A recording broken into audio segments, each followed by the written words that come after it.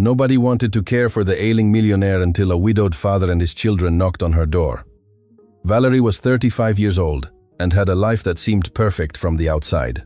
She owned a chain of luxury boutique hotels in Sentosa Cove and Marina Bay.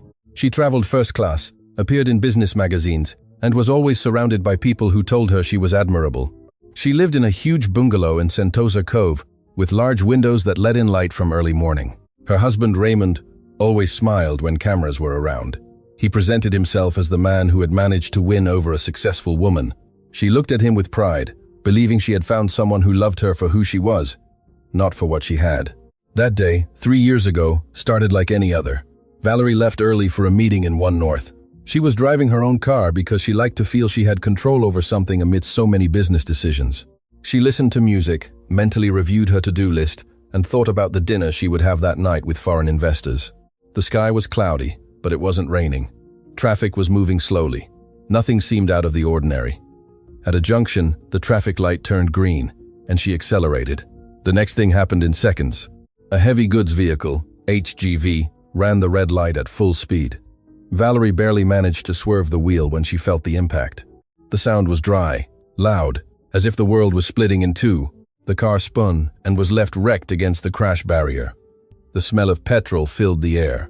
Valerie tried to move, but her body didn't respond. She felt pain in her chest and a strange warmth in her legs, but she couldn't move them. She tried to scream, but the air wouldn't come out. Sirens began to sound in the distance. People approached. Someone tried to open the door. She could only look at the dented roof and think that this couldn't be happening. When the paramedics pulled her out, she heard one say to keep her awake. They asked her name, the date, if she knew where she was. She answered as best she could. In the ambulance, she called Raymond, but couldn't speak. She lost consciousness before reaching the hospital. She woke up hours later in a white room with bright lights and the constant sound of machines. She tried to move her feet. Nothing. She tried to lift her knees. Nothing. She felt a cold void spread through her body. A doctor approached with a serious expression. He explained that she had suffered a severe spinal cord injury. He told her they had done everything possible, that she was alive by a miracle. Then came the phrase that changed her story. "We don't know if you will ever walk again." Valerie felt the floor disappear, even though she was lying down. She asked how long the recovery would take. The doctor avoided promising anything. He spoke of therapies, probabilities, patience. She stopped listening. She just kept repeating in her mind that she had a meeting, that she had plans, that she couldn't stay like this. Raymond arrived at the hospital with a pale face, took her hand, and told her everything would be fine, that they would get through it together. Valerie wanted to believe him. The following days were a mix of surgeries, tests, and pain. Every morning she tried to move a toe. Every morning the result was the same. The doctors confirmed paralysis from the waist down. The word permanent began to circulate in conversations. When she was transferred to a regular room, for the first time, they sat her in a wheelchair. Valerie looked at her legs covered with a blanket and felt they didn't belong to her. She remembered the time she walked along the beach in Sentosa Cove, checking on one of her hotels. She remembered when she ran not to miss a flight. She remembered always saying she didn't have time to rest. Now time seemed to have stopped. Raymond began to show restlessness. At first, he stayed for long hours, but little by little he started leaving with the excuse of attending to company matters. Valerie noticed his lost gaze when the doctors spoke of long-term rehabilitation. One night, as she watched the city from the hospital window, she overheard Raymond arguing on the phone in the hallway. He spoke of debts, of investments that hadn't turned out as expected. She didn't understand much, but she felt a knot in her stomach. Days later, she returned home in an adapted ambulance. The mansion had been hastily modified to allow her to move in a wheelchair. Ramps, railings, wider doors. Everything seemed the same and yet different. The staff looked at her with a mixture of respect and pity. Valerie hated that look. She tried to keep her head high, but inside she was broken. The first night in her room was the hardest. Raymond lay beside her, but didn't hug her as before. She turned her face to him, hoping to feel closeness. He pretended to sleep. Valerie understood that something more than her legs had fractured in that accident. She closed her eyes, and for the first time since the crash, let the tears flow unchecked. Outside, the city continued at its pace as if nothing had changed.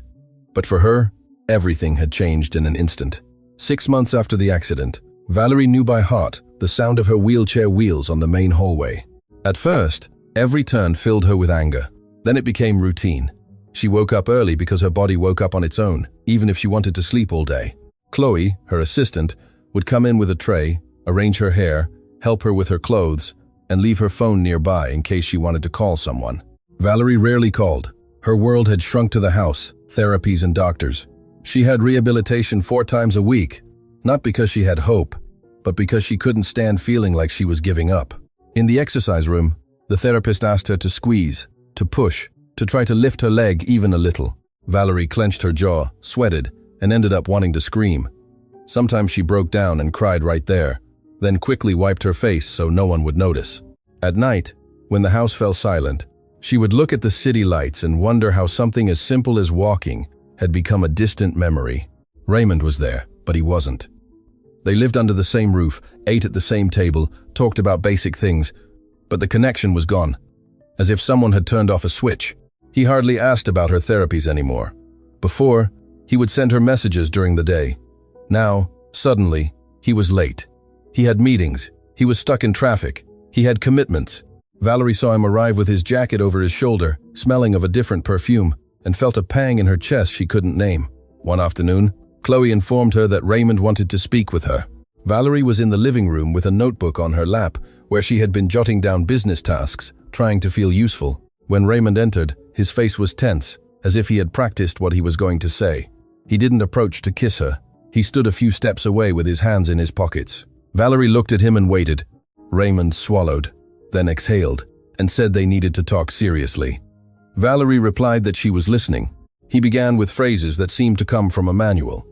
He said the situation was very difficult, that everything had changed, that he had tried to adapt. Valerie frowned because the word tried sounded like an excuse. Raymond continued speaking faster and faster, as if he was afraid she would interrupt him. He said he wasn't prepared for this new reality, that he was sinking, that he couldn't handle the pressure. Valerie remained still, as if her entire body had hardened. She asked him what he meant. Raymond avoided looking her in the eyes, adjusted his watch, cleared his throat, and finally blurted out the phrase that sent a chill down Valerie's spine. "I want a divorce." Valerie stared at him without blinking. For a second, she understood, as if she had been spoken to in another language. Then she repeated it in her mind. Divorce, divorce. And suddenly she felt like she was falling apart inside. She asked if he was joking. Raymond shook his head and said it wasn't a joke, that he had thought about it a lot, that he didn't want to continue living like this. Valerie clutched the notebook to her chest. She told him that she hadn't chosen this, that she was also living a nightmare. Raymond replied that he knew, but that he couldn't do it anymore. Valerie took a deep breath, trying to keep her voice steady, and asked him how long he had been thinking of leaving. Raymond was silent for a few seconds, and that pause said more than any words.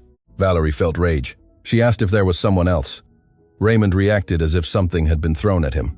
He said no, it wasn't about that. It was the weight of everything, that the house was no longer a home, it was a hospital. Valerie let out a dry laugh that escaped her unintentionally. She told him he wasn't the one in a wheelchair, that he could go out, run, travel, do whatever he wanted, and still he was saying he couldn't bear it. Raymond raised his voice for the first time and said it wasn't that simple, that seeing her like that broke him, that he felt guilty and trapped. Valerie looked at him with contempt, but didn't say it because a part of her still didn't want to accept that this man was leaving her when she needed him most. She asked if he had already spoken to lawyers. Raymond lowered his gaze and said yes, that it was for the best, that they could do it peacefully, without fighting, that she didn't have to worry, that the company would still be hers. That's when Valerie felt something worse than pain. She felt humiliation, as if he thought he was doing her a favor by leaving without taking her money. Valerie asked him if he had ever truly loved her. Raymond stiffened. He said yes, of course he loved her, but that love wasn't always enough. Valerie bit her tongue not to say the first thing that came to mind. Her hands trembled, not from fear, but from the urge to throw the notebook in his face, but all she could do was look at him and tell him to leave. Raymond opened his mouth as if he wanted to explain more, but Valerie repeated for him to leave, that he had already said what he had to say. Raymond turned around. He walked towards the door and before leaving he paused. He said he was sorry. Valerie didn't respond. She kept staring at the same spot until she heard the door close. That night, Valerie couldn't sleep. Chloe knocked on her door to ask if she wanted dinner, but Valerie said no. She stayed in bed looking at the ceiling, feeling like she couldn't breathe.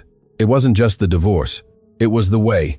It was the idea that Raymond had been her partner in the life of luxury, in the life of photos, in the easy life, but not in real life.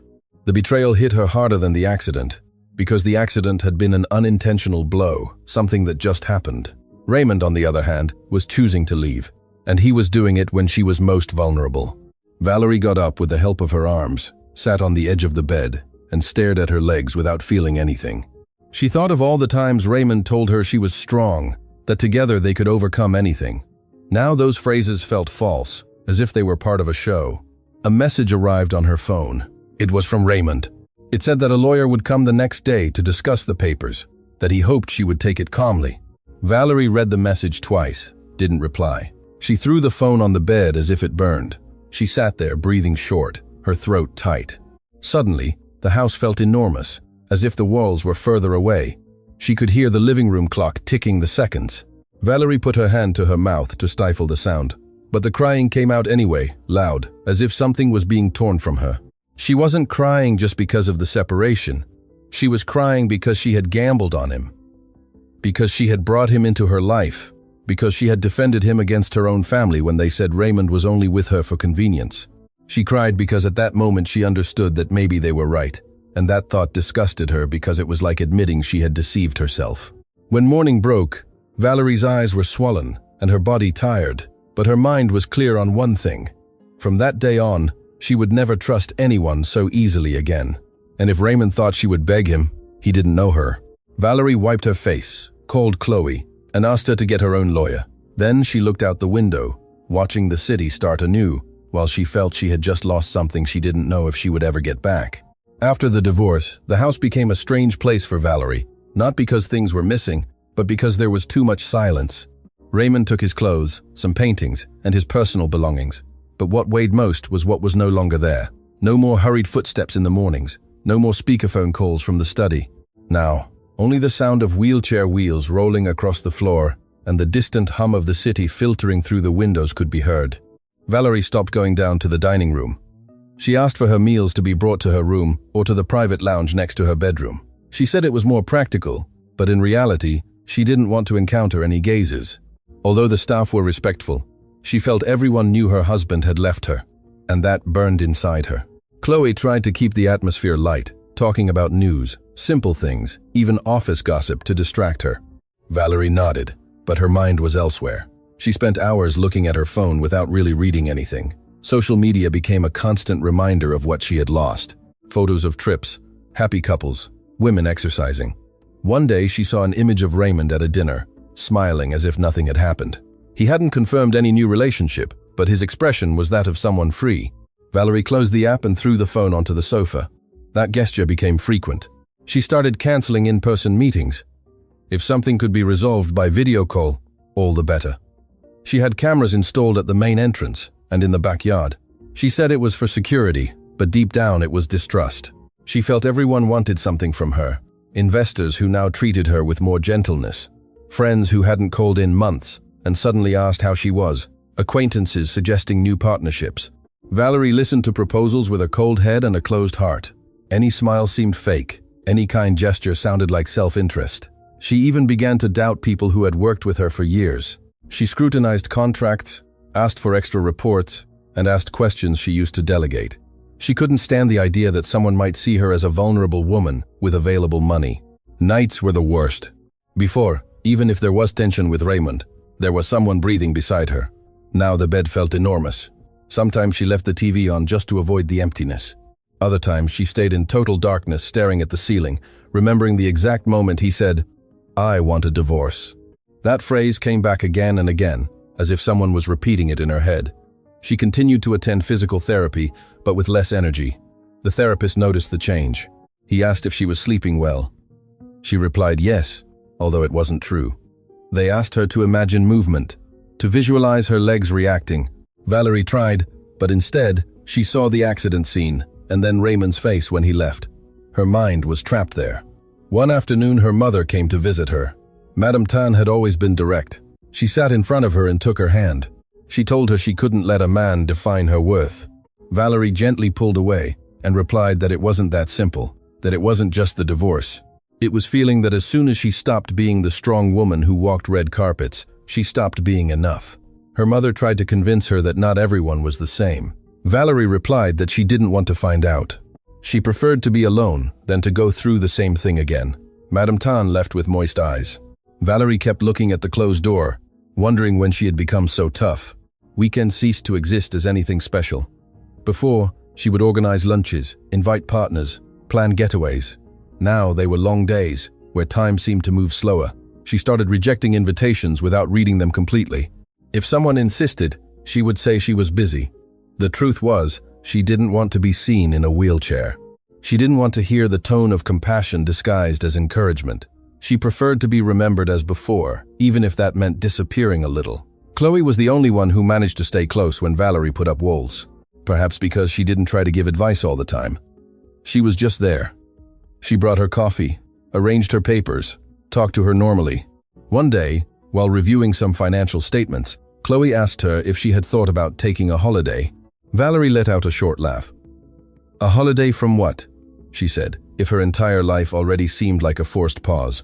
However, that idea lingered, not as a real plan, but as a memory of what she used to do without thinking.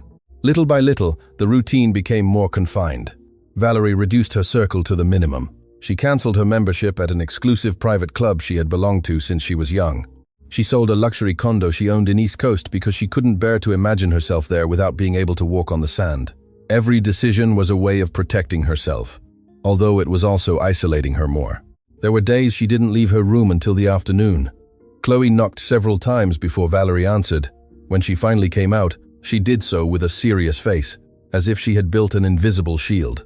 If someone new came to the house, like a vendor or a technician, Valerie asked for everything to be resolved without her having to interact. She didn't want awkward questions or long stares at her immobile legs. Deep down, her biggest fear wasn't being abandoned again. It was that they would approach her only for her money. Her fortune, which had once been a source of pride, now seemed like a threat. She thought that if she weren't a millionaire, perhaps Raymond would have hesitated before leaving, or perhaps he would have left sooner. That doubt haunted her. One night, while reviewing documents in her study, she looked at her reflection in the dark window pane. She saw an elegant, well-dressed woman with impeccable hair, but with dull eyes. She wondered when was the last time she truly felt happy. She found no answer. All she knew was that she no longer trusted anyone, neither partners, nor friends, nor promises. She promised herself that she would never again allow anyone to have the power to break her like that. If that meant living behind high walls and closed doors, she was willing. Because for Valerie, at that moment, solitude hurt less than betrayal. The diagnosis arrived on a day that seemed normal. Valerie had a routine medical checkup scheduled. Since the accident, checkups had been frequent. Blood tests, imaging studies, consultations with specialists. She was already accustomed to the hospital smell and the coldness of the consulting rooms. That morning she dressed without enthusiasm, let Chloe arrange the beige jacket she almost always wore to look strong, and left for the private clinic where she was treated. She expected nothing out of the ordinary. She thought it would be just another appointment, another list of recommendations, another date to return in 3 months. The oncologist greeted her with a smile that tried to be calm. Valerie noticed something strange in his eyes before he spoke. He closed the consultation room door more carefully than usual and sat down opposite her. He placed a folder on the desk and opened it slowly. Valerie felt a pressure in her chest she couldn't explain. The doctor began by saying that they had found something in recent tests, an anomaly, a word that seemed small but sounded heavy. Valerie looked at him without blinking. He continued speaking, explaining that they had done additional tests to confirm.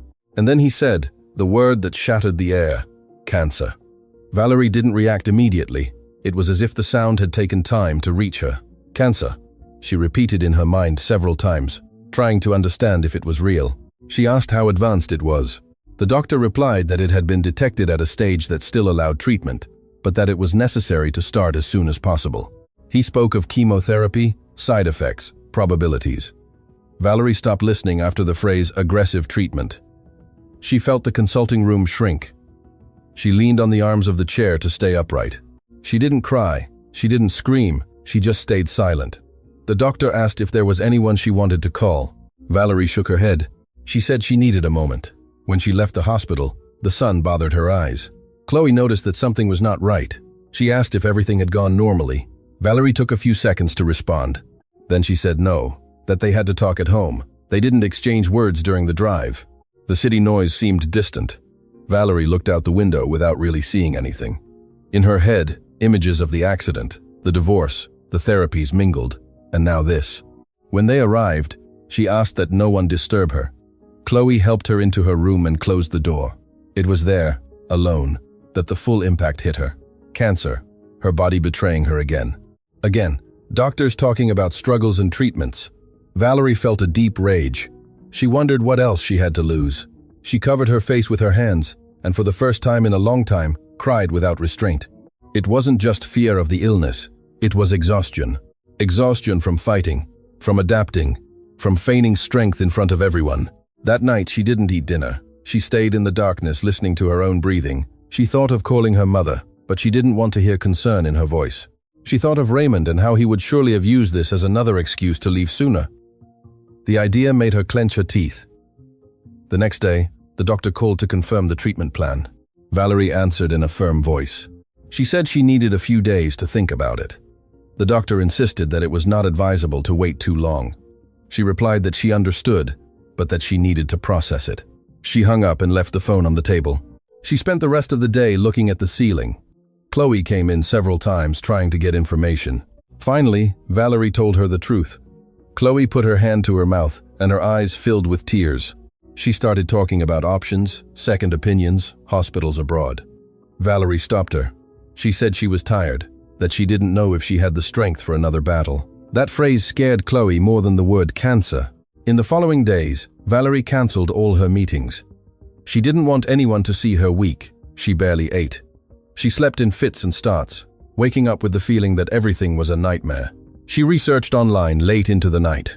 She read statistics, patient stories, chemotherapy effects. Each page seemed heavier than the last. She thought of losing her hair, of physical exhaustion, of becoming even more dependent on others. The idea filled her with despair. One afternoon, her mother showed up unannounced. Chloe had told her. Madame Tan entered the room and hugged her daughter carefully. Valerie allowed herself to be hugged for a few seconds, then pulled away. She said she didn't want pity. Her mother replied that it wasn't pity, it was love. Valerie turned her chair towards the window so as not to see her cry. She said she no longer understood why she kept going through all this, that she had worked hard, that she had done things right. Her mother took her hand and told her that life didn't always provide explanations. Valerie closed her eyes. For the first time since the accident, she felt that the little hope she had left was fading. That night she made a decision that even scared Chloe. She said she wouldn't start treatment immediately, that she needed time. Chloe tried to convince her. She spoke of probabilities, of renowned doctors. Valerie replied that she was tired of hospitals, that she didn't want to spend the rest of her days connected to machines. The word hung in the air. Chloe left the room with a heavy heart. Valerie was alone again. She looked at her immobile legs, and then at her trembling hands. She thought that perhaps it was enough, that perhaps her body had fought too much. She closed her eyes, and for a moment imagined what it would be like to stop fighting. She didn't feel peace. She felt emptiness. But at that moment, emptiness seemed less painful than continuing to resist. While Valerie increasingly isolated herself in her home and her thoughts several kilometers away, David's life was very different, but just as complicated. David was 37 years old, and for 2 years he had lived with a pain that wasn't visible, but weighed on him every day. His wife, Melissa, had died in a mugging on her way home from work. It all happened fast, without warning. David was left alone with 2 small children, Sophie, aged 7, and Marcus, aged 5. The first night without her was chaos. Sophie asked when her mother was coming back. Marcus cried because he wanted her to tuck him in. David didn't know how to explain something he didn't even understand himself. Since then, his life became a constant rush between school, home, and any job he could get. Before, he worked as a private driver for a major company. He had fixed hours and a stable salary. After Melissa's death, he started missing work more often to take care of the children, and the company decided to dismiss him.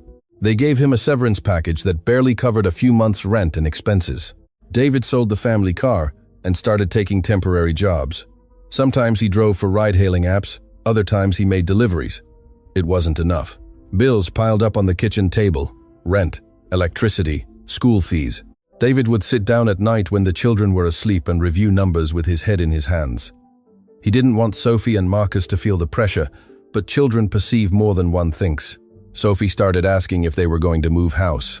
Marcus started having nightmares. David did his best to stay calm in front of them. He prepared their breakfast, took them to school, helped them with homework, trying to keep laughter in the house, even though inside he was full of worry. One afternoon, after dropping the children off with his sister Patricia to look after them for a few hours, David went to a cafe with his old laptop. He needed to find something stable. He opened several job sites and started sending applications. Driver, assistant, fleet manager. Many asked for recent references he didn't have. Others offered very low salaries. Just as he was about to close the computer, he saw an advertisement that caught his eye. Private driver wanted for businesswoman. Good salary, immediate availability, absolute discretion. The address was in an exclusive area of the city, like Sentosa Cove. David hesitated. He thought they surely required experience with high-profile individuals and might not consider him. Still, he decided to send his resume. He had nothing to lose. That night, while having dinner with Sophie and Marcus, he tried to appear calm. He asked them how school had been. Sophie told him she had scored an A on a math test. Marcus said he had played soccer during recess. David smiled and congratulated them. Inside, he hoped the job message would arrive soon. 2 days later, his phone rang with an unknown number. He answered with a racing heart. It was Chloe. The businesswoman's assistant asked him some direct questions. If he had a criminal record, if he was willing to sign a confidentiality agreement, if he could start immediately. David answered truthfully. Chloe explained it would be a 1-month trial. If the madam was satisfied, the position would be permanent. She gave him the address and time to report. David hung up and stood still for a few seconds. He felt a mixture of nerves and hope. When the interview day arrived, he woke up before the children. He put on the only suit he had in good condition. It wasn't new, but it was clean and ironed. He looked at himself in the mirror and thought of Melissa. She always told him to believe in himself. Before leaving, he hugged Sophie and Marcus, who were still in their pajamas. He told them to wish him luck. Marcus gave him a kiss on the cheek. Sophie told him he was sure to do well. David took public transport to the area where the house was located. When he got off and saw the huge gate and the security at the entrance, he felt like he was in another world. He took a deep breath and gave his name to the guard. They let him pass. The garden was spacious, the house imposing. David walked to the front door, trying not to show insecurity. Chloe greeted him with a serious but kind look. She led him to a spacious living room and asked him to wait. David observed the details, the elegant furniture, the ordered silence.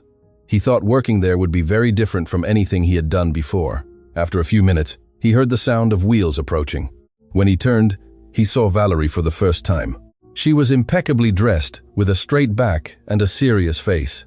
Her eyes evaluated him immediately. David felt the weight of that gaze, but did not look away. Chloe made the introduction and discreetly withdrew. Valerie was direct. She asked him about his experience, his family, his availability. David replied without embellishment. He told her he was a widower, that he had 2 small children, that he needed stability. He didn't seek pity. He just told the truth. Valerie listened without showing emotion. Then she explained that they needed someone punctual, discreet, and who understood that her life was private. David nodded. He said he respected that. There was a brief silence. Valerie looked at him for a few more seconds and finally said he could start the next day, that it would be a 1-month trial. David felt a relief that almost showed on his face, but he managed to remain calm. He thanked her for the opportunity and promised to do his best. When he left the house, the air felt lighter. He took out his phone and called his sister. He told her he had a job. That night at the dinner table, he broke the news to Sophie and Marcus. The children clapped without fully understanding what it meant. For David, it meant much more than a salary. It was the possibility of regaining a bit of stability, of no longer living with the constant fear of not making ends meet. He didn't imagine that this job would not only change his financial situation, but would also lead him directly into the life of a woman who was convinced that no one could approach her without wanting something in return. And even less did he imagine that knocking on that door would be the beginning of something neither of them was looking for, but which would end up shaking everything they thought was certain. David's first day of work began before the sun rose. He had barely slept, not out of fear, but from that mixture of nerves and a desire for everything to go well. He got up silently so as not to wake Sophie and Marcus. He left their breakfast ready and a note on the table saying he loved them. His sister Patricia would pick them up to take them to school. David put on the dark suit he would wear for work, adjusted his hair in front of the mirror, and took a deep breath before leaving. He knew he couldn't afford to fail. When he arrived at Valerie's house, the guard already had his name registered. They let him pass without problems. Chloe greeted him at the entrance and quickly explained how things worked. She showed him the garage, the available cars, and the day's agenda. Valerie had a medical appointment in the afternoon and a virtual meeting in the morning. David listened attentively, trying to memorize every detail. He didn't want to ask unnecessary questions or seem lost. A few minutes later, he heard the sound of the wheelchair approaching again. Valerie appeared in the hallway with a firm expression. There was no trace of a smile. She wore an elegant outfit and her hair was perfectly styled. David noticed that even though she was in a wheelchair, her presence filled the space. Chloe discreetly withdrew, leaving them alone. Valerie was direct. She told him she expected absolute punctuality, total discretion, and zero mistakes. David replied that he understood and was ready. She looked at him for a few more seconds, as if trying to discover something hidden. Then she asked him to prepare the car to leave in 30 minutes. David went to the garage and carefully checked the vehicle. He adjusted the seat, cleaned the dashboard, made sure everything was in order. When he returned to the main entrance, Chloe was helping Valerie put on a light jacket. David approached respectfully and asked if she was ready. Valerie nodded without saying more. The journey to the hospital was silent. David kept his eyes forward, focused on the road. In the rearview mirror, he could glimpse Valerie's face. She looked out the window, distant. There was no music playing, no conversation, just the sound of the engine and the city traffic. Upon arrival, David got out first and carefully opened the back door. He helped set up the portable ramp without commenting. He didn't ask questions about the appointment. He showed no curiosity. He just did his job. Valerie noticed that detail. She was accustomed to people trying to be overly kind or overly compassionate. David wasn't cold, but he wasn't exaggerated either. He was simply correct. During the wait, he stayed in the car. He didn't check his phone more than necessary. He thought about his children, wondering if they had already arrived at school. He also thought about the woman he now worked for. He wondered what had happened in her life to give her such a closed look. When Valerie returned, her expression was harder than before. David noticed it but said nothing, just drove back to the house. Upon arrival, she asked him to accompany her to the study because she needed to move some documents. David pushed the wheelchair carefully, following her instructions. Upon entering, he saw a large desk full of organized folders and papers. Valerie explained where he should place each item. Her tone was firm, almost curt. David sensed it and complied without argument. At one point, one of the folders fell to the floor. David quickly bent down to pick it up. When he straightened up again, their gazes crossed for a second longer than usual. Valerie expected to see discomfort, perhaps pity. She saw none of that, only attentiveness. That disconcerted her. The rest of the day passed between small transfers within the property and calls. Valerie took with a professional voice. David kept a respectful distance. He didn't try to initiate conversation, nor did he appear distant. He was simply there. At the end of the day, Chloe indicated he could leave. Valerie called him before he went out. David returned to the study. She reminded him that he was on probation and that she would evaluate his performance at the end of the month. David replied that he knew and appreciated the opportunity. Valerie observed him as if she wanted to add something more, but she didn't. She just told him he could go. When David left the house, he felt the weight of the day on his shoulders, but also a small satisfaction. He hadn't made any mistakes. That was something. That night at his house, Sophie asked him what his new boss was like. David thought for a few seconds before answering. He said she was a strong woman. He didn't mention the wheelchair. He didn't want his children to see her with pity. Meanwhile, at the mansion, Valerie was alone in her room. She mentally reviewed the day. David hadn't done anything extraordinary, hadn't said inspiring phrases or tried to win her sympathy, and yet, something had caught her attention. Perhaps it was the way he looked her in the eyes when he spoke to her. Perhaps it was that he didn't seem intimidated by her demeanor. Valerie told herself not to give it importance. He was just another employee, one who, like everyone else, surely needed the money. That idea brought back the hardness to her face. She promised herself not to let her guard down. She wasn't going to trust anyone so easily, much less someone who had just entered her life. Without knowing it, that first day had planted something small, almost invisible. It wasn't trust yet. It was just a crack in the wall Valerie had built, and she wasn't yet willing to acknowledge it. The first few weeks passed without major changes, at least outwardly. David arrived punctually every day, opened the door respectfully, prepared the car, and waited for instructions.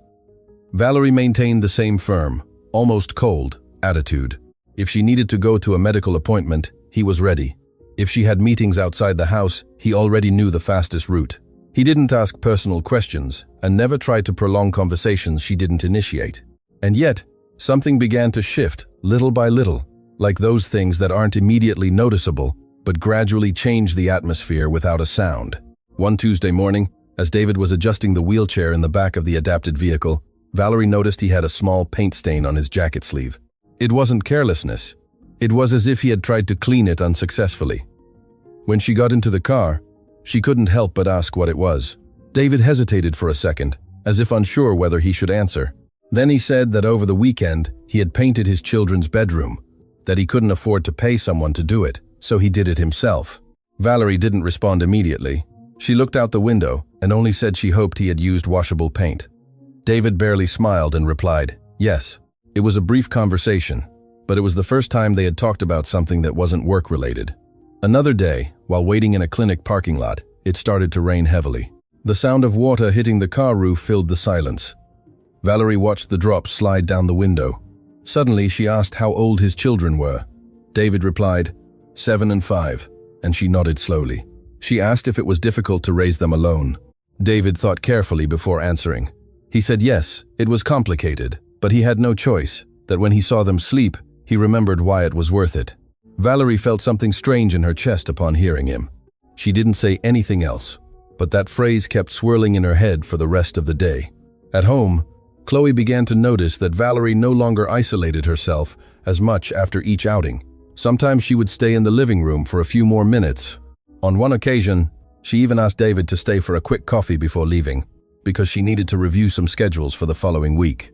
David accepted cautiously. He sat in a corner of the dining room, upright, without fully relaxing. Valerie held the cup in her hands and observed him. She asked him how he had learned to drive executive cars. David explained that he started young, that he always liked cars, and that he had worked hard to earn the trust of his previous bosses. He didn't embellish his story. He told it simply, directly. Valerie noticed that he didn't brag about anything, nor did he play the victim of his situation. This unsettled her a bit because she was used to people exaggerating to impress or to evoke pity. With David, neither of those things happened. One afternoon, something small happened that made a difference. Valerie had had a particularly frustrating therapy session. She couldn't move anything, not even a slight gesture. She left the rehabilitation center with a tense face and teary eyes. David opened the car door and noticed she was breathing faster than usual. During the drive back, the silence was heavier than on other days. Midway, traffic stopped completely. An accident further ahead blocked the avenue. Valerie closed her eyes and clenched her fists. Suddenly, she said she was fed up with hospitals, fed up with trying without results. She wasn't talking directly to him. It was more like she was thinking aloud. David listened without interrupting. When she finished, he said something simple. He said that sometimes progress isn't immediately noticeable, but the simple act of continuing to go was already a way of not giving up. It wasn't a long speech. It wasn't a perfect phrase. It was honest. Valerie opened her eyes and looked at him in the rearview mirror. She didn't see pity, she saw respect. That night, when David returned home, he found Sophie drawing at the table. It was a big house with a garden and a woman sitting in a wheelchair with large wheels. David felt a slight start. He asked her why she had drawn that. Sophie replied that she wanted to meet her dad's boss someday, because he spoke of her in a serious voice, as if she were important. David told her that she was important, but that she was also a normal person. He didn't want his children to see her as someone distant or strange.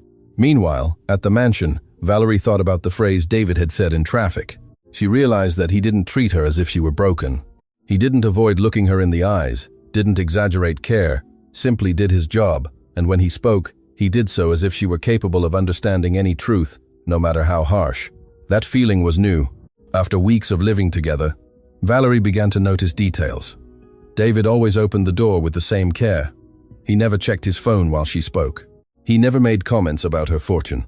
On one occasion, a supplier mentioned aloud the value of one of the cars at the house. David didn't react as if the number meant nothing special. These kinds of things slowly began to lower Valerie's defenses, though she wouldn't admit it. One afternoon, while reviewing the next day's schedule, Valerie asked him what he did in his free time. David replied that he spent time with his children, that sometimes he took them to the park or read them stories before bed. Valerie looked at him with a mixture of curiosity and something harder to name. It wasn't exactly envy, but a feeling of emptiness. She had always wanted to be a mother. She had postponed it for work, for travel, for goals. And now, sitting in front of him, with a diagnosis that weighed like a shadow, that desire felt further away than ever. David didn't know that. Without intending to, he was opening a small window in a heart that had been closed for months. And Valerie, although still distrusting the whole world, was beginning to notice that perhaps not everyone who approached did so out of self-interest. Some simply came because they needed to work, and sometimes, without seeking it, they could also change something more. The day Valerie decided to tell David about the cancer was not planned. There was no special scene, no perfect moment. It just happened. That morning she had received a call from the oncologist insisting that she could not continue delaying treatment. He spoke clearly, telling her that time was important and that every week she let pass worked against her. Valerie listened in silence, and when she hung up, she felt the air weigh heavier than usual. Chloe tried to cheer her up by suggesting they seek another opinion, even travel abroad if necessary. Valerie replied that it wasn't about money, it was about willpower, and at that moment, she wasn't sure she had it. In the afternoon, she had a brief appointment at her head office, the first in weeks. She decided to go. Perhaps she needed to feel she still had control over something. David prepared the car as always. When she got in, she noticed her face was paler. During the journey, the silence was denser than on other days. David perceived it but didn't want to intrude. Midway, Valerie broke the silence directly. She said there was something he needed to know, because if he was going to continue working there, it was better that he understood the full situation. David looked at her in the rearview mirror, attentive. She took a breath and said the word without beating around the bush. Cancer. She didn't lower her voice, didn't try to dramatize, just let it fall between them. The car continued to move, but the atmosphere changed. David didn't respond immediately. He processed what he had just heard. Then he calmly asked if she was already undergoing treatment. Valerie shook her head. She said she was thinking about it, that she didn't know if she wanted to start another battle when the previous one wasn't over yet. She expected to see pity or discomfort on his face. She expected him to change the way he looked at her, but David maintained the same serene expression. He said he couldn't imagine how difficult it must be, but that doing nothing sounded like something she wouldn't do. Valerie frowned. She asked him how he could be so sure. David replied that in the weeks he had been working there, he had seen a woman who didn't let herself be easily crushed, who, even when tired, kept making decisions, kept running her company, kept attending therapies. That wasn't the behavior of someone who gives up. Valerie felt a lump in her throat. She wasn't used to someone speaking to her like that, without exaggerated compassion or empty phrases. They arrived at the office, and the meeting was quick. Valerie spoke firmly to her executives, as if nothing was happening. David observed her from a distance, and better understood what she had said in the car. This woman was not fragile, even if she was broken inside. Back at the house, she resumed the conversation. She confessed that she was afraid, not so much of dying, but of suffering, of becoming more dependent on others, of losing the little she felt she still controlled. David parked the car in the garage but didn't get out immediately. He turned slightly towards her and said something he hadn't prepared. He said he had also felt fear when his wife died, that for weeks he didn't know how to go on. But one day, he understood that if he gave up, his children would pay the price, that sometimes one doesn't fight just for oneself, but for what one can still live for. Valerie looked at him intently. It was the first time he had spoken so clearly about his own wound. David continued, saying he didn't know what God's plans were for each person, but he was convinced that her story didn't end there. It wasn't a long speech. It was simple, sincere. Valerie felt something stir within her, something that had been dormant for months. It wasn't a magic solution. It wasn't that the fear disappeared, but for the first time since the diagnosis, she didn't feel completely alone against the illness. They got out of the car and David helped her inside. Before he left, she called him by his name. When he approached, Valerie took his hands without thinking too much. Her hands were cold. She asked if he really believed she could overcome this. David held her gaze and replied yes, that he didn't know how or when, but that he believed she could, that there was still purpose in her life, that there were still things she hadn't experienced. Valerie felt her eyes fill with tears, but she didn't look away. That night, when she was alone in her room, the word cancer was still there, heavy, but next to it appeared another word she hadn't felt in a long time: possibility. The next day, she called the oncologist and agreed to start treatment. Chloe almost cried with relief. David said nothing when she gave him the news on the way to the hospital. He just nodded with a small smile that Valerie caught in the mirror. The first day of chemotherapy was hard. The smell of the place, the aligned chairs, other people connected to machines. Valerie pressed her lips together not to show weakness. David accompanied her to the entrance and then waited outside for hours without anyone asking him to. When she came out, she was exhausted. She got into the car in silence. Midway, she rested her head on the backrest and closed her eyes. She didn't say thank you. It wasn't her style. But inside, she knew something had changed. She wasn't fighting just out of obligation. She was fighting because someone reminded her that there were still reasons. And though she wouldn't admit it aloud, those reasons were starting to have a name. The first time David's children came to Valerie's house was something neither of them planned long in advance. Patricia, David's sister, had a work emergency and couldn't look after Sophie and Marcus that afternoon. David hesitated before asking permission, but he didn't have many options. When he mentioned it to Valerie in the morning, he expected an immediate refusal. She was reserved, protective of her space, and her house was not exactly a place for children running around. To his surprise, Valerie was silent for a few seconds, and then said they could come, but they had to behave. David thanked her without exaggerating. He explained to his children on the way that they were going to the house where he worked, and that they should be respectful and not touch anything without permission. Sophie listened attentively. Marcus looked out the window, curious. When the car entered the main gate, both of them gasped. They had never seen such a big house. David carefully helped them out and reminded them to walk slowly. Chloe greeted them with a kind smile. She led them to the main living room where Valerie was waiting. She was impeccably dressed as always, but this time there was something different in her gaze. Perhaps curiosity. Sophie was the first to approach. She said, "Good afternoon," in a clear voice. Marcus hid a little behind his dad. Valerie returned the greeting with a slight smile. It wasn't wide, but it was real. David introduced his children and explained they would only be there for a few hours. Valerie nodded. She told them they could stay in the playroom at the end of the hallway, a space she had hardly used for years. Chloe accompanied them to show them where they could be. Meanwhile, David helped Valerie move to the garden. She said she needed some air. They settled under a large umbrella. Valerie asked if they were always so quiet. David replied that not always, that they could also make noise when they wanted to. She let out a small laugh. From where they were, they could hear the children's voices. Marcus laughed loudly. Sophie tried to explain the rules of a game to him. That sound filled the space in a different way. Valerie realized that it had been a long time since she had heard children's laughter in her house. She hadn't known she missed it until she had it nearby. After a while, Sophie appeared in the garden with a drawing in her hand. She walked purposefully towards Valerie and told her she had made it for her. It was a simple drawing of a woman in a blue dress and a wheelchair with large wheels, but around her were flowers and a bright sun. Valerie looked at it carefully. She asked her why she had drawn her like that. Sophie replied that her dad had told her she was strong and that strong people always had sunshine around them. Valerie felt something squeeze her chest. She wasn't used to that kind of sincerity. She thanked her and told her it was a very beautiful drawing. Marcus approached later, more confident. He looked at the wheelchair with curiosity and asked if it was fast. David tensed a little, fearing the question would make Valerie uncomfortable. But she replied, "Not as fast as a race car, though I could try." Marcus smiled and asked her to race him to the garden fountain. David was ready to intervene, but Valerie accepted. Chloe watched from the door, surprised. Marcus ran, laughing, as Valerie moved as fast as she could. It wasn't a fair race, but laughter filled the garden. When they arrived, Marcus raised his arms as if he had won a medal. Valerie was breathless, but she was genuinely smiling. That smile had nothing to do with business or appearances. It was light.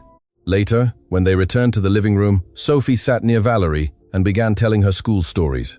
She talked about her teacher, about a friend who always forgot her homework, about a test she was scared of.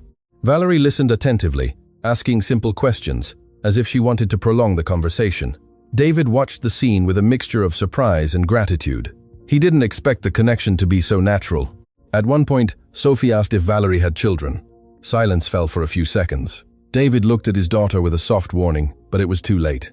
Valerie calmly replied that no, She had always wanted to, but life had taken another path. Sophie, without malice, said that she still could, that her dad said good things could happen as long as one was alive. David felt his heart give a strong thump. Valerie did too.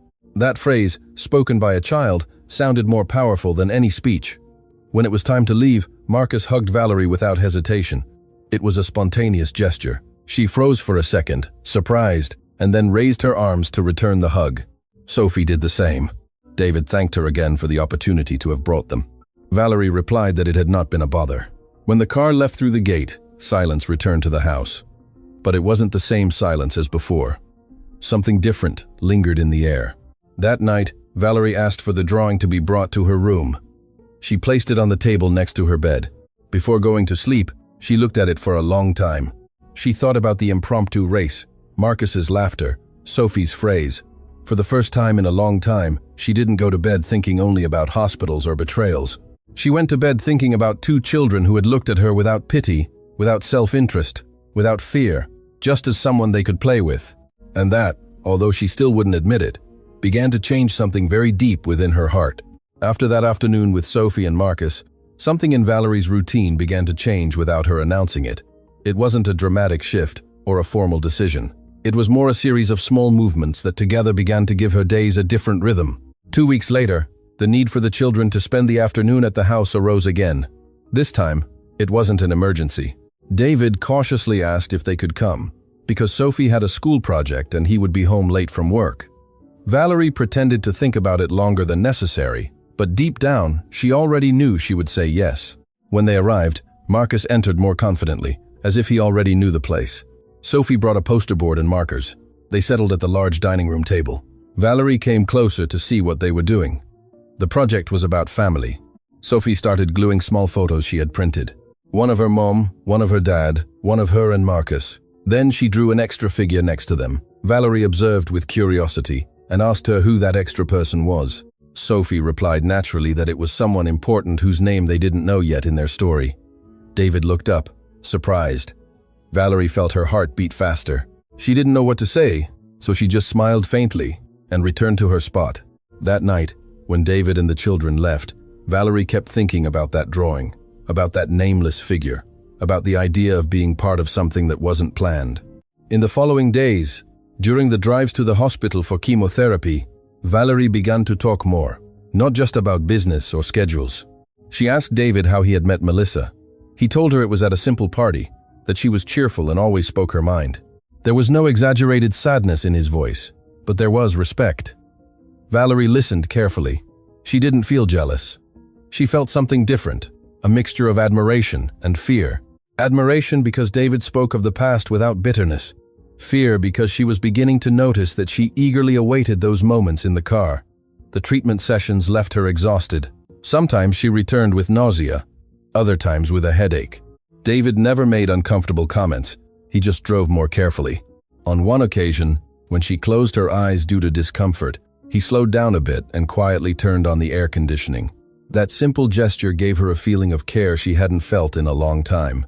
One afternoon, while they were waiting in the garage after an appointment, Valerie spoke without looking at him. She said she had always wanted to be a mother, that before the accident she thought she still had time, that then came the wheelchair, the divorce, and now cancer, that she felt the clock had run faster than her. David didn't respond immediately. He let her finish. She added that she couldn't imagine raising a child in her condition, that she didn't want anyone to see her as a burden. David turned slightly towards her and said that children don't measure their parents by what they can or cannot do physically. They measure them by affection, by presence. He told her that Sophie and Marcus already loved her, and that had nothing to do with whether she could walk or not. Valerie felt something break inside her, but not from pain, but from contained emotion. She wasn't used to hearing words that weren't loaded with self-interest or pity. That night, when the children returned to the house for pizza dinner in the garden, Marcus insisted that Valerie tell a story. She froze for a second. She didn't know if she would be able to. David discreetly winked at her, as if to say, "Give it a try." Valerie began to invent a simple story about a woman who learned to fly without using her legs. Marcus listened with an open mouth. Sophie smiled every time the protagonist overcame an obstacle. When she finished, the children applauded as if they had seen a play. Valerie felt a clean, unburdened laugh escape her chest. Later, as David was collecting the empty boxes, Valerie called him aside. She told him she needed to say something. He approached attentively. She took a deep breath and spoke clearly. She said she was getting too attached, that it scared her, that she didn't want to get confused or make him feel uncomfortable. David listened without interrupting. When she finished, he calmly replied that he was also feeling something, that he hadn't sought it out, that it wasn't part of any plan, but that he couldn't deny it. Valerie looked at him intently. She felt the ground move beneath her wheels. She asked him if he was sure. David said yes, that he saw her as a strong, intelligent, and brave woman, not as a patient, nor as a boss, but as a woman. That word hung between them. Valerie felt fear, but not the fear of abandonment from before. It was fear of opening her heart again, of trusting, of believing. David took a step closer and gently took her hand, waiting for her not to pull it away. Valerie didn't pull it away. She looked him in the eyes and, with a firm, albeit trembling voice, said that she was in love with him. The words came out without embellishment, without a prepared speech, just truth. David didn't hesitate. He said he loved her too, that he had begun to love her from the small details, from the silent conversations, from the way she faced each day. Despite everything, Valerie felt something light up inside her, as if a room that had been closed for months had suddenly opened its windows. There was no background music or witnesses, just the two of them in the almost empty garden as night fell slowly. And at that moment, although the cancer was still there, and the wheelchair was still part of her body, Valerie understood that she was alive, more alive than she had felt in years. After that night in the garden, nothing felt the same between Valerie and David. It wasn't a scandalous change or one filled with exaggerated displays.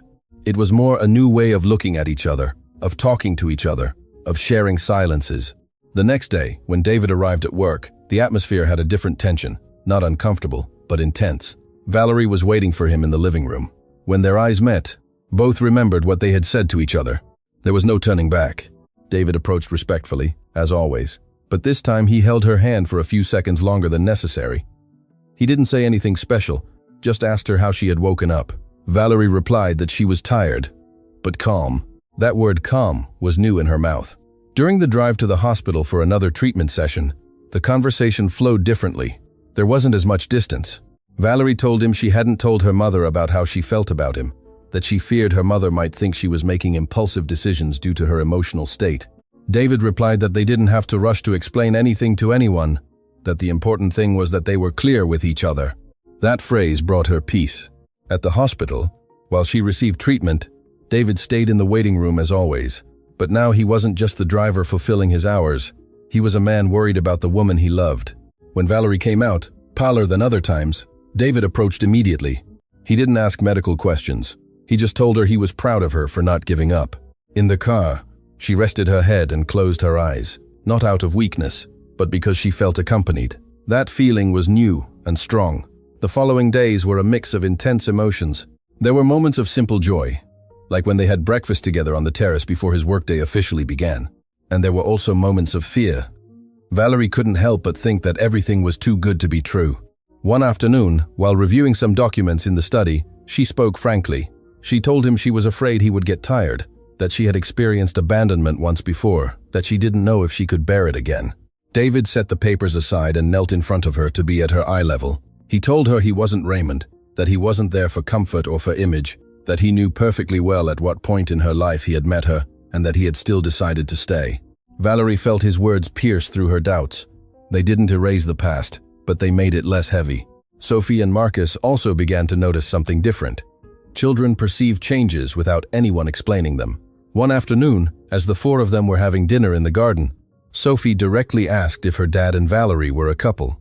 David and Valerie looked at each other, surprised by the direct question. Valerie took a deep breath and said they were getting to know each other more closely. Marcus smiled as if he had already suspected it. Sophie asked if that meant they could come over more often. David replied yes, as long as they behaved well. Laughter filled the space again. However, not everything was light. Valerie's health remained a serious issue. Chemotherapy began to affect her body more. She lost some weight. Her hair began to fall out little by little.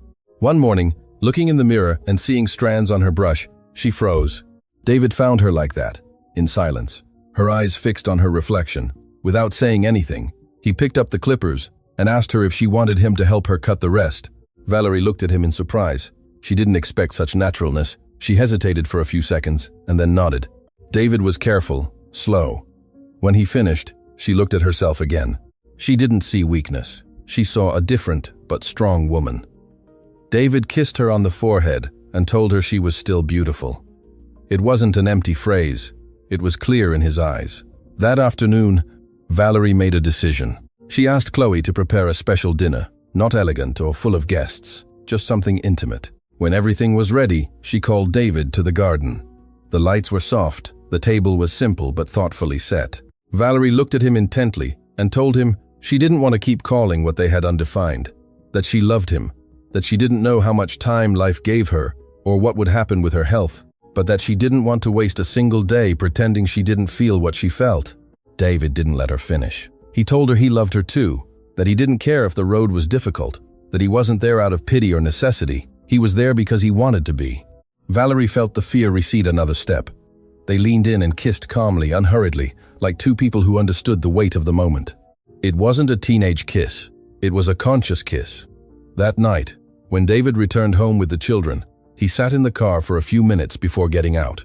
He knew what he was experiencing was significant, not just for him, but for his children too. Meanwhile, in her room, Valerie stayed awake longer than usual. She wasn't thinking about cancer. She wasn't recalling the divorce. She was replaying every word they had said, every gesture, every look. For the first time in a long time, the future didn't seem like a constant threat. It seemed uncertain, yes, but also full of possibilities. And although the illness was still there, and the wheelchair was still part of her life, her heart was no longer locked away. It was beating strongly, with fear, but with love. The news arrived at a moment when everything seemed to find some balance. Valerie was responding better to treatment, although the days were still heavy. David had become a natural part of the household. He was no longer just the driver. He had breakfast with her. They talked about small plans. They even began to imagine short trips when her health permitted. The children came and went more frequently, and the house, which once felt cold, now had noise, drawings taped to the refrigerator, and forgotten toys in the garden. One afternoon, as David was driving Valerie to a follow-up appointment, his phone began to vibrate several times in a row. He normally didn't answer personal calls when he was working, but that persistence unsettled him. Valerie noticed the gesture and told him he could answer if it was urgent. David hesitated for a second and then agreed. He answered using hands-free. On the other end was a lawyer he didn't know. He asked if he was related to a man named Mr. Tan Kim Hok. David frowned. He vaguely remembered that name, a distant uncle of his father, someone they hardly ever saw. The lawyer continued explaining that Mr. Tan Kim Hok had passed away a few weeks ago and, having no wife or children, had left a considerable inheritance to be divided among his living relatives. David's surname appeared on the list. David remained silent as he listened to figures that didn't seem real. Millions of dollars, properties, investments. The lawyer requested a formal meeting to review documents. When the call ended, the car fell into a heavy silence. Valerie looked at him in the rearview mirror. She asked what was happening. David took a few seconds to speak, then he told her everything, without exaggerated emotion, rather confused. Valerie listened attentively, showed no immediate reaction, just nodded and told him he should verify that it was real. David agreed. For the rest of the journey, they barely spoke. Not because there was tension, but because both were processing what it meant. That night, David went to the meeting with the lawyer. Valerie insisted he go alone. She wanted him to have his space to understand the situation. When he returned home hours later, his face was serious. He didn't seem euphoric. He sat across from Valerie in the study and confirmed it was true.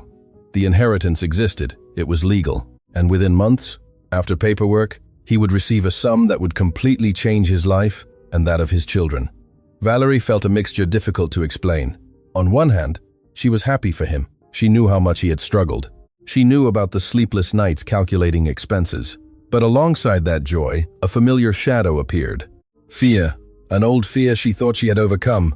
She wondered if now that David would have his own money, he would no longer need to work there, if his presence in the house would lose its meaning, if everything they had built was tied to economic necessity. She tried not to let these ideas show on her face, but David knew her well enough to perceive the change. He asked her what she was thinking.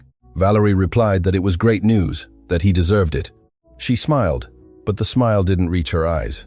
David leaned slightly towards her and told her he didn't plan to leave his job until everything was clear, that money didn't change what he felt. Valerie nodded, but inside, her insecurity continued to grow. That night she barely slept. She looked at the ceiling and remembered how Raymond started to distance himself when things got complicated. She thought about how money had influenced many decisions in her life. She had always been the millionaire, the one who had more. Now, if David became a multi-millionaire, what place would she occupy in that story? The next day, David arrived as always, punctual. He acted the same, spoke the same, looked at her the same. But Valerie, although she didn't want to, began to analyze every gesture. If he took long to answer a message, her mind imagined scenarios. If he mentioned any pending paperwork, she thought he was preparing to leave. It wasn't fair, she knew. But fear isn't always logical. One afternoon, while they were in the garden watching the children play, Valerie decided to speak clearly. She told him she needed to ask him something, even if it sounded insecure. David listened attentively. She took a breath and confessed that she was afraid that now, with so much money, their relationship would change, that perhaps he would no longer have a reason to stay close.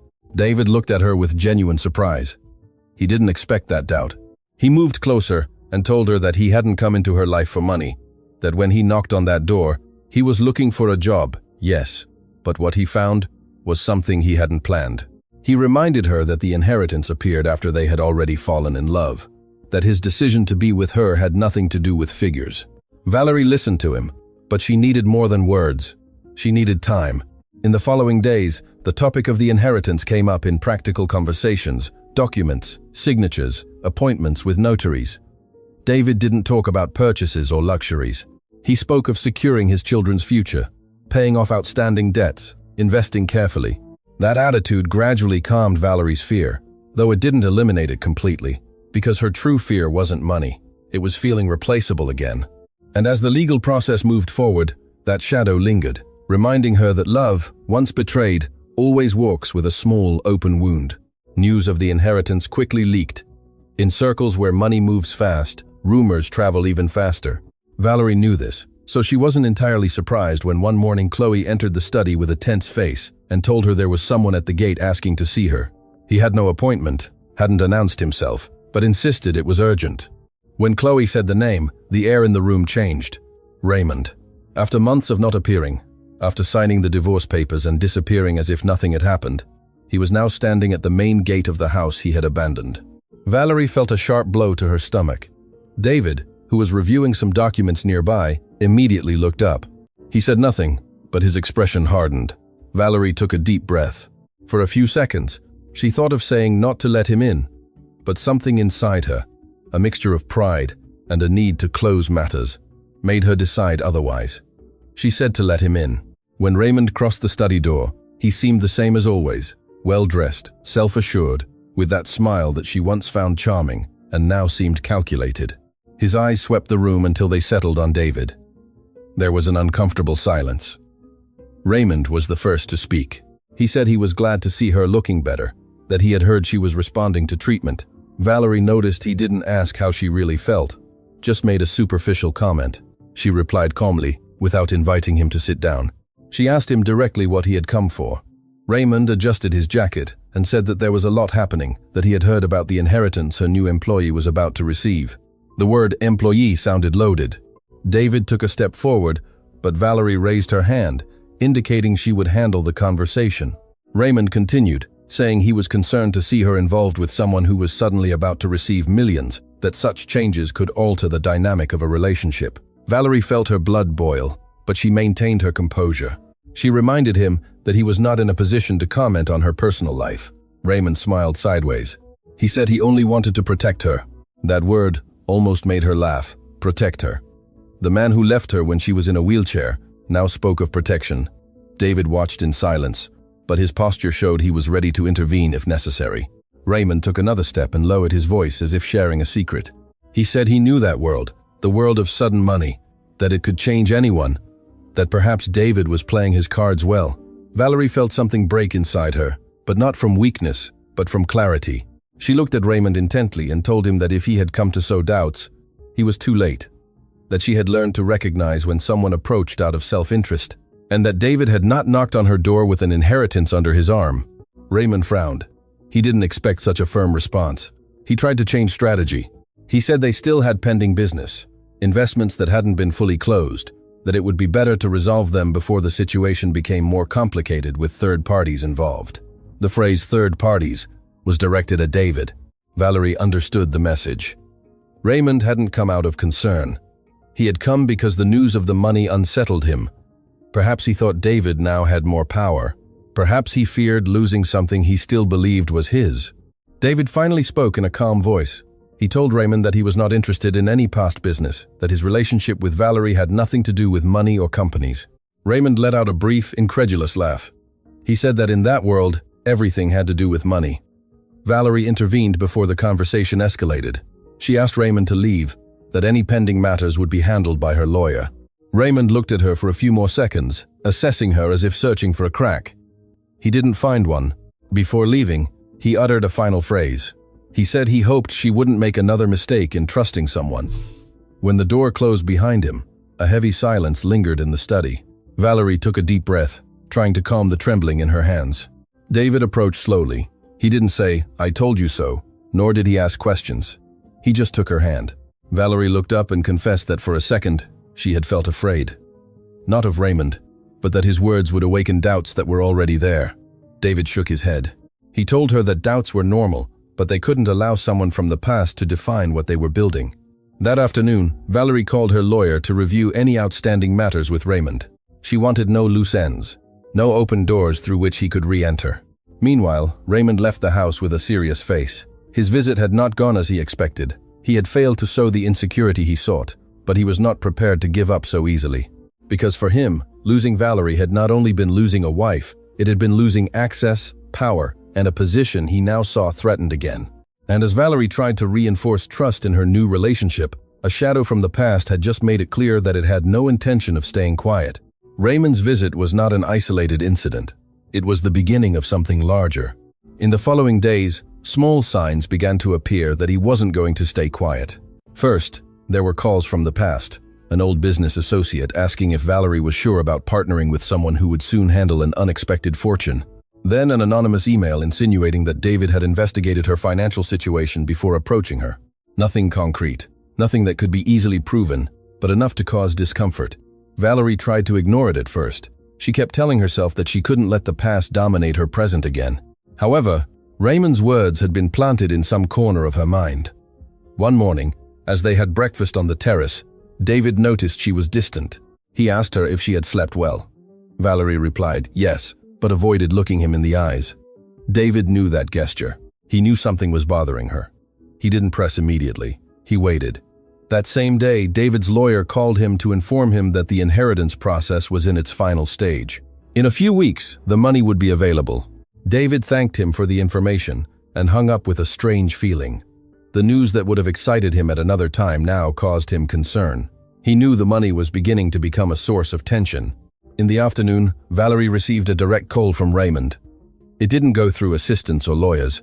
He managed to contact her personally. Valerie hesitated before answering, but she did. Raymond was direct. He said he had investigated David, that he had spoken with former employers, that not everything was as clean as it seemed. Valerie felt her pulse quicken. She asked him what he meant. Raymond replied that David had had serious financial problems after becoming a widower, that he had been on the verge of losing his house, that he had sought loans, that a man in that situation could see her as a perfect solution. Valerie gripped the phone tightly. She knew David had faced difficulties. He had told her himself, but hearing Raymond use it as a weapon hurt her. Raymond added that he just wanted to prevent her from suffering again, that he still cared. That phrase sounded false to her. Valerie ended the call without saying goodbye. She stared blankly for several minutes. Doubts returned with force, not because she didn't trust David, but because the fear of deception was already part of her history. When David returned that afternoon from running errands, he found Valerie quieter than usual. He asked her what was wrong. She decided not to remain silent. She told him everything Raymond had said, every word, every insinuation. David listened without interrupting. His face did not show immediate anger. It showed sadness. When she finished, he took a deep breath and said he had nothing to hide. That yes, he had been in economic trouble. That yes, he had asked for loans. That he had done everything possible to keep his children afloat, but that he had never approached her with a hidden agenda.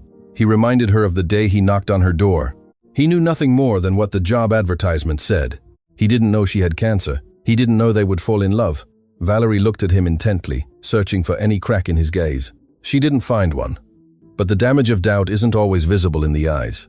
The next morning, an article appeared on a digital business portal. It didn't mention names directly, but it spoke of a millionaire businesswoman in a wheelchair who had started a relationship with an employee who would soon inherit millions. The tone insinuated opportunism.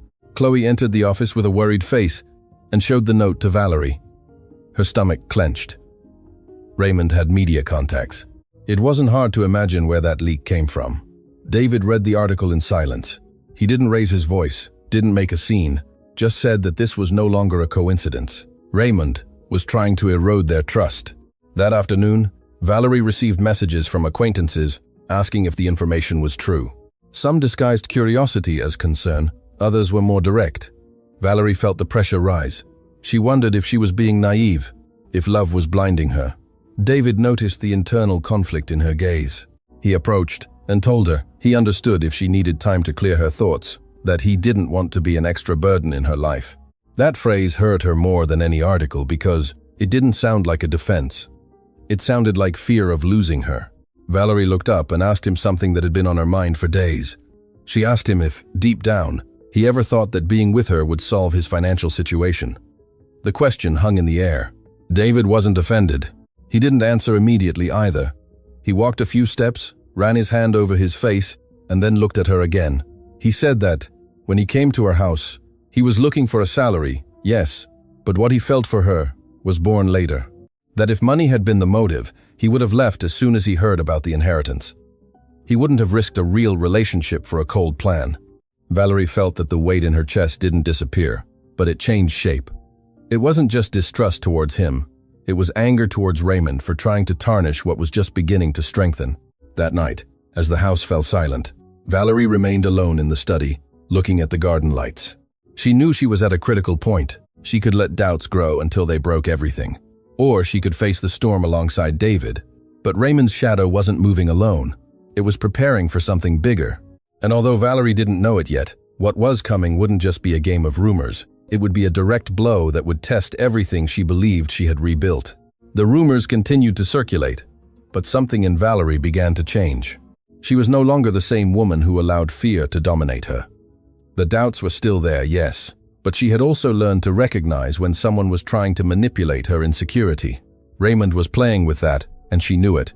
One afternoon, after another draining treatment session, David drove her back home under a gray sky that threatened rain.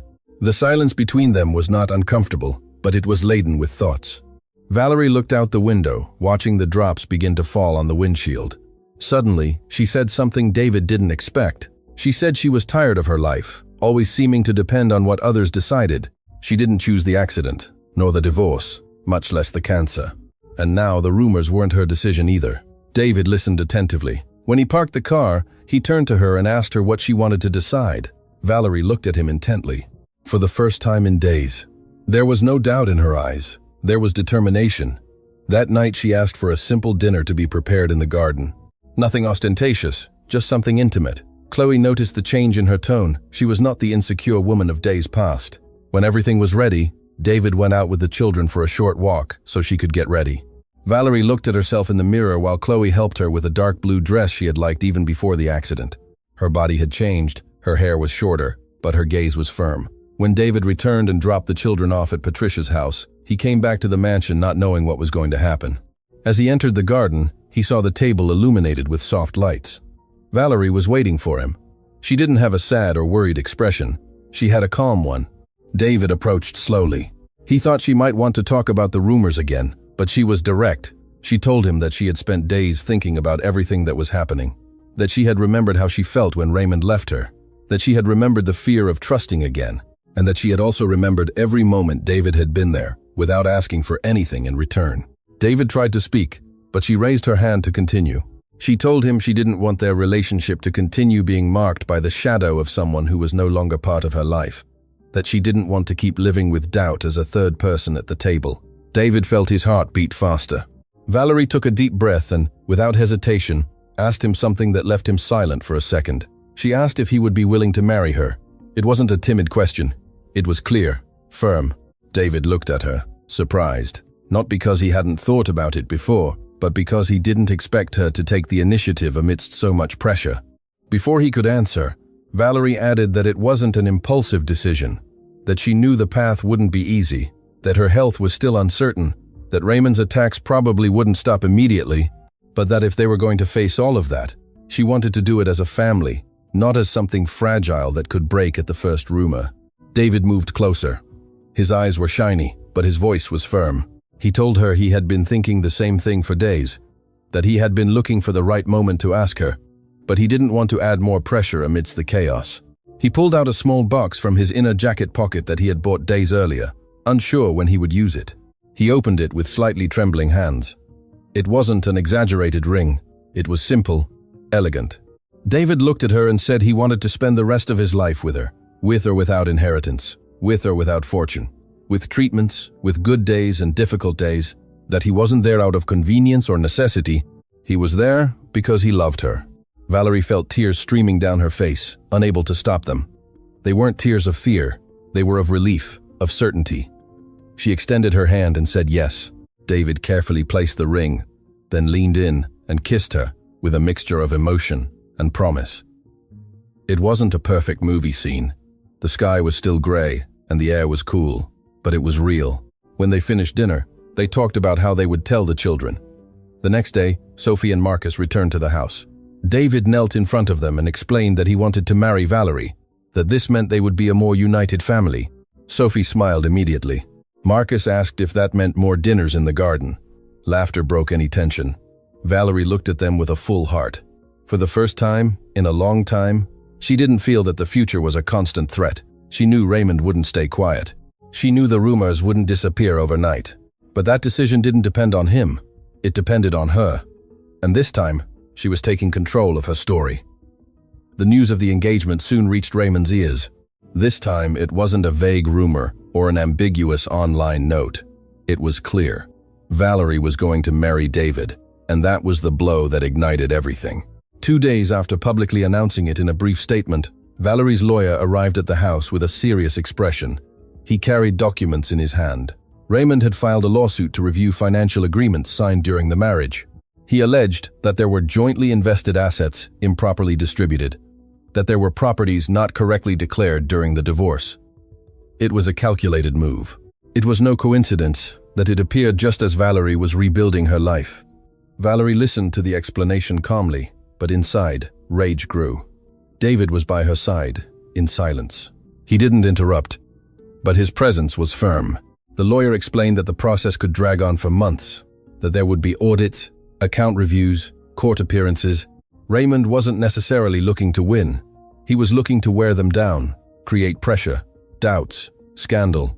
That same afternoon, new articles began circulating in digital media, speaking of a possible multi-million-dollar dispute between the businesswoman and her ex-husband. Right as she announced her wedding to a newly rich heir, the tone insinuated financial chaos. Valerie knew how that game worked.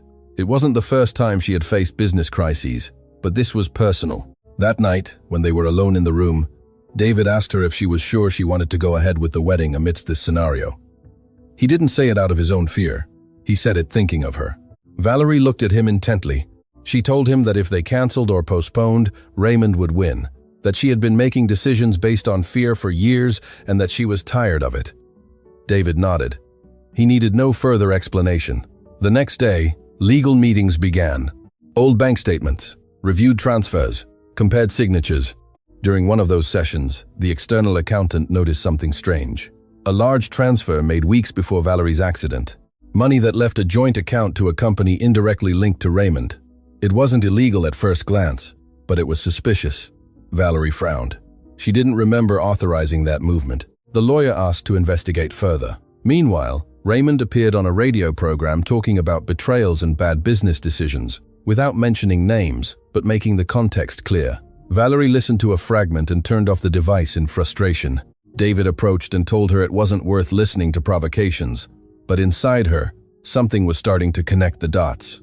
The accident, the deaths Raymond mentioned at the hospital, the strange transfer, too many coincidences.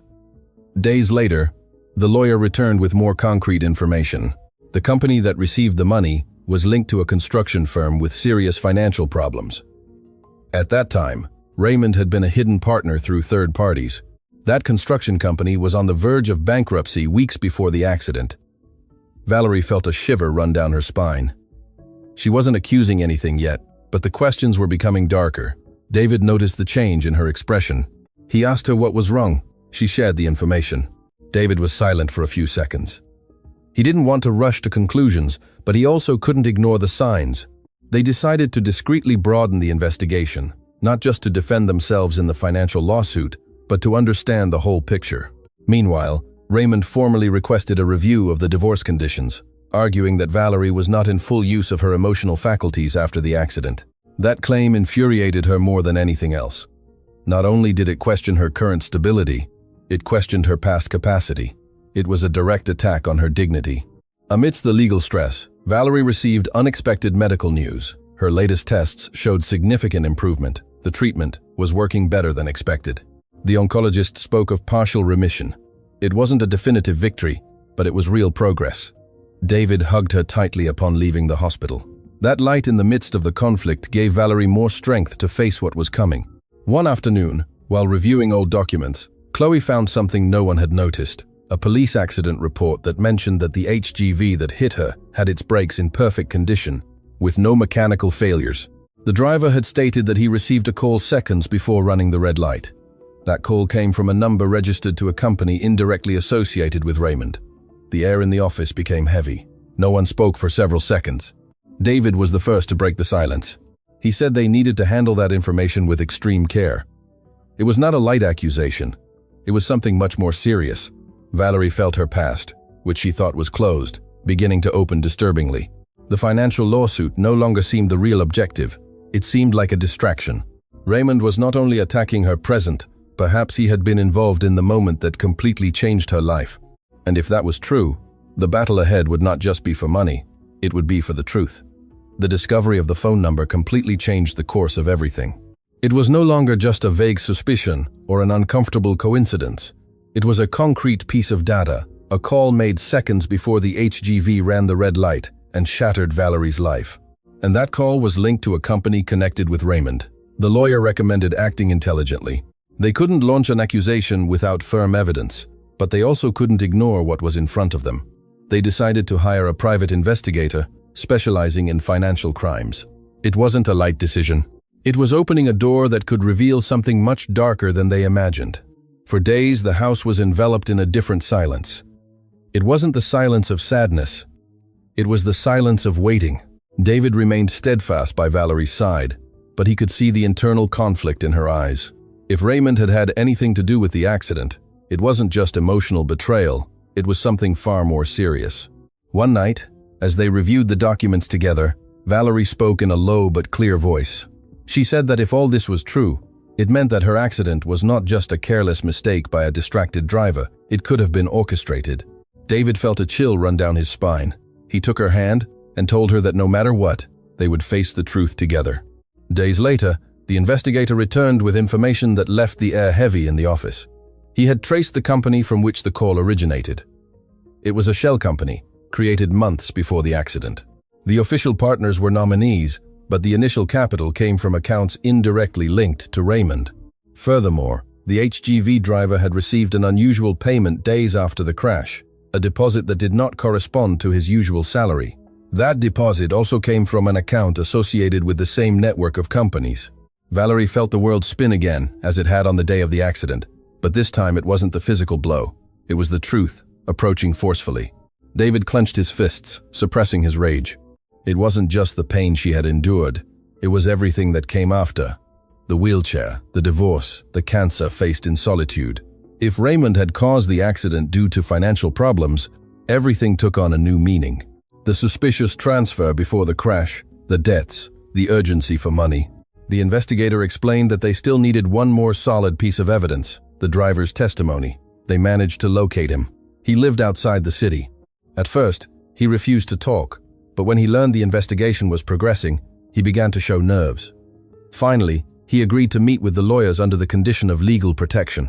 In that meeting, he confessed that he had received instructions to scare a specific vehicle, that he hadn't planned to cause such serious harm, that he was told he only needed to cause a minor collision to claim insurance, but he lost control. The impact was much stronger than he expected. He said that whoever contacted him never introduced themselves with a real name, but the subsequent transfers confirmed the connection to the network of companies linked to Raymond. When Valerie heard that recorded confession, she didn't cry, she didn't scream. She remained in absolute silence. Everything fit. Raymond was in debt. He needed money. An accident could activate millions in insurance and solve financial problems. What he didn't expect was that the damage would be permanent. And when the situation got out of control, he decided to distance himself, ask for a divorce, and start over without carrying the visible guilt. David knelt in front of her and gently held her face. He told her that now he understood why Raymond had tried to sow doubts. It wasn't just jealousy, it was fear. Fear that the truth would come out. That same week, the legal team filed a formal complaint. Raymond's financial lawsuit became secondary when the authorities began investigating the new charges. The news exploded in the media. It was no longer a business dispute. It was a possible attempt at fraud and intentional injury. Raymond was summoned for questioning. His confident face began to show cracks. He tried to deny everything. He said they were manipulated coincidences, but the bank records, the shell companies, and the driver's testimony formed a pattern difficult to dismantle. Valerie followed the process from home. She wasn't seeking revenge. She was seeking truth. One afternoon, she received confirmation that the Attorney General's Chambers, AGC, would proceed with formal charges while the criminal investigation continued. Raymond could no longer move with the same confidence. His allies began to distance themselves. David watched Valerie with a mixture of pride and admiration. The woman who had been a victim of a dark plan was now standing, even if it was in a wheelchair, confronting the person responsible. One night, as the garden was calm, Valerie spoke in a firm voice. She said that for years she believed her life changed due to bad luck, that she accepted the pain as inevitable, but now she understood that it was not fate, it was someone else's decision. And that truth, though painful, gave her back something she had lost: control. David hugged her tightly. There was no celebration, no exaggerated joy. There was justice on its way, and that was enough to close a wound that had been open since that junction in the city, where everything seemed to have broken forever. After the investigation gained momentum and the authorities moved against Raymond, Valerie's life stopped feeling like a constant chase. It wasn't a change overnight. Legal processes continued their course. Lawyers came and went, and the news still mentioned the case, but something within her settled. She was no longer the woman who reacted with fear every time the phone rang. Now she was someone who had faced the truth and decided not to hide anymore. The wedding was held in a simple ceremony in the house garden. There was no press or business guests, only close family, a few true friends, and, of course, Sophie and Marcus, who were more excited than anyone. Valerie wore a simple white dress, adapted for her wheelchair without excess. David waited for her at the end of a small path decorated with natural flowers. When their eyes met, no external noise mattered. They had been through betrayals, illness, rumors, and a painful truth. And yet, there they were. When they exchanged vows, they didn't speak of perfect eternal promises. They spoke of staying even on difficult days, of not fleeing when fear appeared. Sophie cried unashamedly. Marcus applauded prematurely. It was real. It was enough. The following months brought changes no one expected so soon. Medical results began to show something the oncologist called complete remission. The treatment had worked better than expected. Valerie heard those words sitting across from the doctor with David holding her hand. For a few seconds, she didn't react. Then she let out a sigh that seemed to have been held since the day of the diagnosis. She didn't scream. She didn't make a scene. She just closed her eyes and thanked in silence. That same week, she decided to start an experimental rehabilitation treatment for her legs. Not because someone demanded it, but because for the first time, she truly wanted to try it without resentment. The first sessions were frustrating, painful. Her muscles were weak after years of not responding, but David was there at every exercise, encouraging her without pressure. One day, while trying to move her right toes, she felt a slight tingling. She thought it was imagination. The therapist asked her to try again, and this time her toe moved barely, almost imperceptibly, but it moved. Valerie broke into tears. It wasn't just a physical movement, it was a sign. Months of constant work followed that small advance. With help, she began to stand, supported by parallel bars, then took a short step, then another. She wasn't walking alone yet, but her body was responding. Every achievement was celebrated at home as if it were a championship. Sophie made new drawings with a standing figure. Marcus proudly told his school that his mother was learning to walk again. The house filled with a different energy, and then came the news no one expected. Valerie began to feel different, a different kind of tiredness, mild dizziness. She thought it was an effect of the intense rehabilitation, but Chloe insisted she get a checkup. When the doctor entered the consulting room with a smile he couldn't hide, Valerie felt her heart race. She was pregnant, not with one, but with twins, a boy and a girl. For a few seconds, the world fell silent. David looked at her, unable to speak. Valerie began to cry like never before. Not out of fear, not out of pain, but for something she had thought impossible for years. She had always wanted to be a mother. She had accepted that perhaps she wouldn't be. And now life was giving her that opportunity when she least expected it. The pregnancy was followed with extreme care due to her medical history. Every test was a mix of nerves and emotion. David was present at every consultation. Sophie and Marcus talked to Valerie's belly as if the babies could already respond. When the day of delivery finally arrived, the hospital was prepared for any complications, but everything went well. First the boy was born, then the girl. They cried loudly, filling the room with a sound Valerie would never forget. David didn't let go of her hand. When the two babies were placed on her chest, Valerie felt that all the losses, all the dark nights, all the moments of doubt had been part of a path that led her right there. Raymond faced his legal process far from that scene. Justice ran its course, but it no longer occupied the center of her life. Now the center was that white room, the two babies breathing peacefully, and the four children surrounding the bed with eyes full of curiosity. Weeks later, at home, Valerie took a few steps, supported by David, while holding one of the twins. They weren't firm steps yet, but they were real. The woman who had lost her mobility, who had been betrayed, and who had faced a deadly illness, now walked towards a room full of toys, laughter, and future. And as she looked at her reunited family, she understood that her story was not marked by money or by the accident. It was marked by the decisions she made after each fall.